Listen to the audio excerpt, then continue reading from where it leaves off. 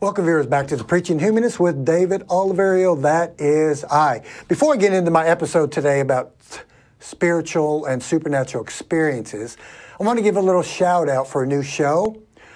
It's called Talk Heathen with Eric Murphy and Jamie. I sat in on this a few weeks ago and I was very, very impressed.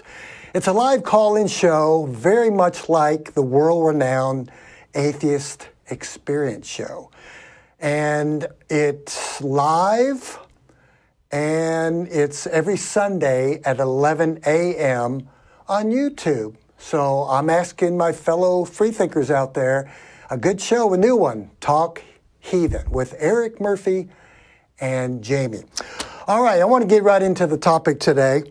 Testing supernatural and spiritual experiences. Not only do I have dialogue and talk with Christians and Muslims and Jews and Hindus and everybody else that believes in a God, also I have dealings with people that say, I'm not religious, I'm spiritual. So we're dealing with people that believe in higher powers. I would say they're walking the fence, of course, between these theistic religions and atheism. So they still want to hold on to this concept of something supernatural. So the claims are made continually from people that believe in the supernatural that they have these experiences. So what's really going on with these people? Is this real naturalism? Is it their brain? Or is it actual true experiences they have with something transcendental?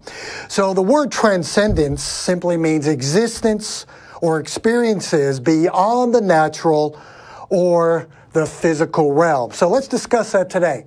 Are these experiences that people claim to have, are they natural or supernatural? I did a little study recently on some brain science. I'm not a brain scientist, I'm not a neurologist, but I do like to read. There's a part of the brain called the parietal lobe. The parietal lobe is one of the four major lobes of the brain. There's that anterior cingulated cortex that manufactures the rational, reasoning, logic, and slow processing of information. And then there's the amygdala, which I've discussed before, that gives us those feelings and emotions and so forth.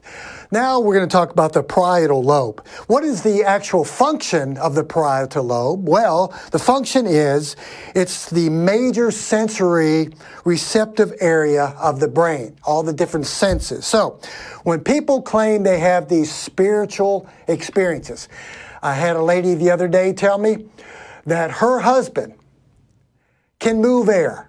She said, David, I used to be a Christian, but I'm not an atheist. And the reason I'm not an atheist is because I believe in the universal power of the universe and being one with the universe. And my husband, through meditation, can move air. Well, of course, my response to her was, I can move air too. And I began to use my hand, using mass, pushing air molecules. She felt it. So we've got to give people natural explanations for supernatural claims. Let's see what really goes on and what function that the parietal lobe gives us. Well, again, it's that main sensory receptive area of the brain. Spiritual experiences are related to decreased activity of the parietal lobe. When one learns how to manipulate through meditation this area of the brain, one can experience that sense of oneness with the universe, a New Age person would claim. Also, this oneness with a particular God. Back in my Christian years, I remember preaching from the Bible out of the book of Psalms, saying, meditate upon the Bible day and night, and you will have success. All the religions claim these spiritual and supernatural experiences. Through meditation, science can prove, and manipulating the parietal lobe, learning how to control it, one can come to that sense in their life through meditation of oneness with the universe, oneness with a God they believe in, and also that decrease and lessened sense of self. Isn't that what Buddhism is about? Isn't that what Buddha himself allegedly did under that tree about 500 BCE?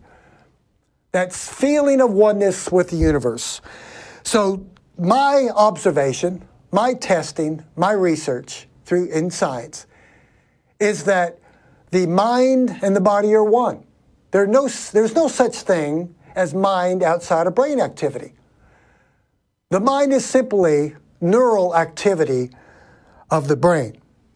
The parietal lobe plays a major role in self-transcendence.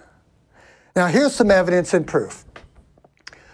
Science, medical field, have done studies and research on this. Is this a natural phenomenon or is it a supernatural phenomenon when people claim spiritual experiences?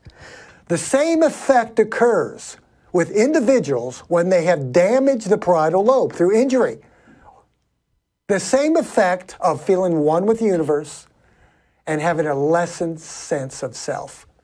So when people are claiming that these experiences they have are oneness with the universe or gods or spirits, my answer is, you have learned to manipulate the parietal lobe. I'll tell you, the other day, I was sitting in my car. One of the favorite things I love to do between my journeys throughout the city, visiting clients as a personal trainer. I have free time sometimes, and I'll find a nice secluded place in a park, sitting under a shade tree in my vehicle, reading a book. And the other day I was reading one of my favorites, Carl Sagan, The Demon-Haunted World. Many of you probably have read. And as I kind of turned my mind off from any outside stimuli, and I put my earplugs in, which I like to do, so I can focus and concentrate, I began to read and study and focus on this beautiful book of science and naturalism. And I do this quite often. And I experienced this beautiful feeling, what a spiritualist or New Ager would call oneness with the universe.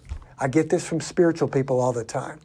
I experience it as an atheist, which proves to me and to many others that I have adjusted through meditation, secular meditation, whatever you want to call it, the decreased activity of that part of the brain. That's all it is. I get this from people all the time. Well, David, if you just focused on the supernatural, you'd have these experiences. Now, I do have a couple clients of mine that are atheists. They meditate and they exercise secular meditation. Sam Harris has been big on this for years. The Axial Age sages back from about 900 BCE to maybe 100 BCE, Buddha and the others, who taught about looking inward and minimizing thinking of oneself and maximizing the spiritual experiences.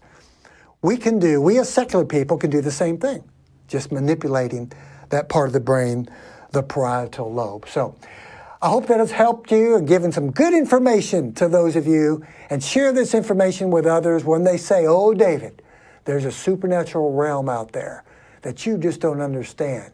Once you experience it, you'll know that there is a higher power. Well, no.